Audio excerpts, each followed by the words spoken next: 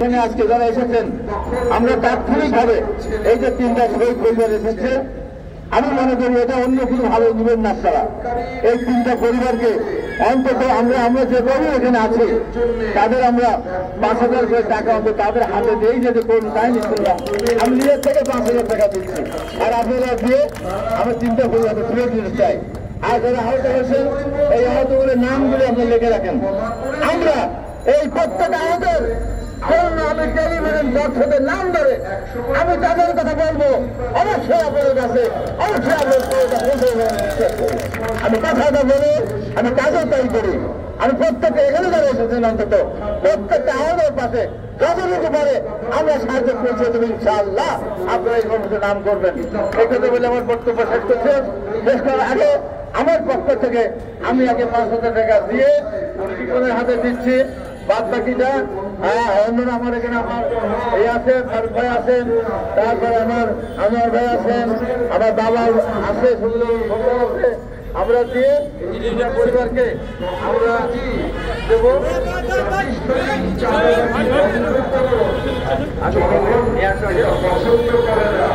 আর আহত যারা আছেন যদি বেশি বাঁচে, আমরা যারা আহত আছে তাদের আমরা অন্তত বিশেষ অর্ডার দিয়ে দিতে পারি। তাহলে প্রথমে কোন পরিবার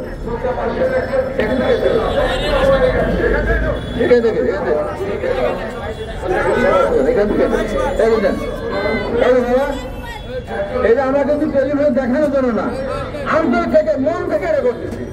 আমার একদিনে ১০০ টাকা দিয়ে দিলাম। আমি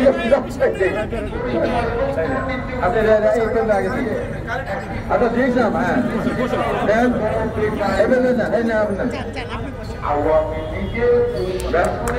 আছে তোমার কাছে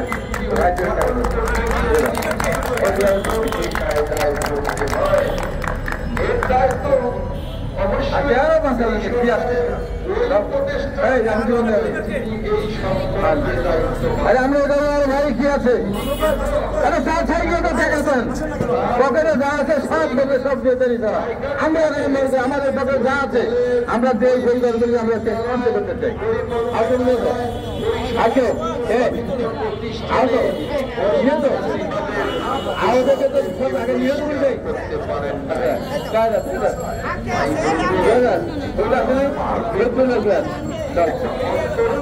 সরকারের সেই মেকানিজম, সেই শক্তি, সেই পরিবার কাকে চাই?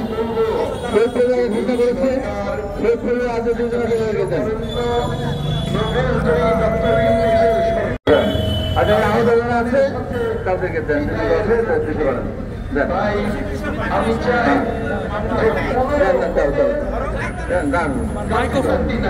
আর আছে কেউ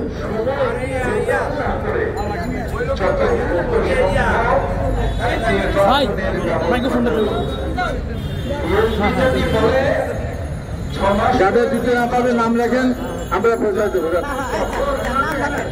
নাম লেখে যারা আছে নাম লেখে টেলিফোন নাম্বার না, পেঁয়াজ নাম্বার না, বিকাশ বাড়া দিয়ে দাও, আসতে হবে না কষ্ট করে। এই কথা বলে আমি এখানে যারা এসেছেন প্রত্যেকের নাম এবং আপনার বিকাশ নাম্বার দিয়ে যান। ইনশাআল্লাহ আমরা যদি করি আপনাদের কাছে পৌঁছে দেবো। আমাদের আশাও লাগবে না, ভালো লাগবে না। এই কথা বলে বাংলাদেশের যে প্রান্তে যারা আছেন এই কাজ দেখছেন, আপনারা আপনাদের এলাকায় যার যেখানে সামর্থ্য আছে দিবেন। আমাদের নেতা দলের ভারপ্রাপ্ত চেয়ারম্যান জনাব তারেক রহমান আমাদের মাধ্যমে বাংলাদেশের সমস্ত জেলাতে এই পরিবারের কাছে আর্থিক অনুদান পাঠিয়েছিলেন। আমাদের পাবনা জেলায় আমাদের মাধ্যমে প্রত্যেকটা শহীদের বাড়িতে আমরা একটা ভালোভাবে একটা প্যাকেজ দিতে পেরেছি তারেক রহমানের সহায়তায়। আপনাদের আব্বাস আমাদের নরেন্দ্র দলের নেত্রী পাবনা বাড়ি, উনিও গিয়ে অনেক আমাদের পরিবারকে একটা ভালো পরিবার উনি সহায়তা দিয়েছেন। এবং আমাদের দল সারা বাংলাদেশে খুঁজে খুঁজে যত আহত হয়েছে ওটা বিএনপি দেখে না, তারেক রহমান ওটা বিএনপির কর্মী দেখে না, তারেক রহমান দেখে বাংলাদেশের মানুষ যাই হোক না কেন তার হাতে তারেক রহমান সাহায্য পুষিয়ে আমরা দেখেছেন। যে আহত হয়েছেন নিহত হয়েছেন দেখেছেন গলায় তৈরি মারা গিয়েছেন প্রথমমূলক ঠিক মতো না পাওয়ার কারণে আর দিতে না পারে পানি দিতে না পেরে তার ফসল নষ্ট হয়ে গেছে আত্মহত্যা করেছে তারেক রহমান তাদের বাড়িতে আমাদের কৃষকের মাধ্যমে সেই সহায়তা পৌঁছে দিয়েছেন। আমি সব ছেলে বলতে চাই একটা নির্বাচন হলে আল্লাহ রহমতে এই বাংলাদেশে যত আহত হয়েছে প্রত্যেকটা পরিবারকে তারেক রহমানের নেতৃত্বে আমাদের আন্দোলন করেছে তাদের সাহায্য পৌঁছে দিতে ব্যস্ত করবো সেই পরিবারের আমরা পুনরানবো ইনশাআল্লাহ।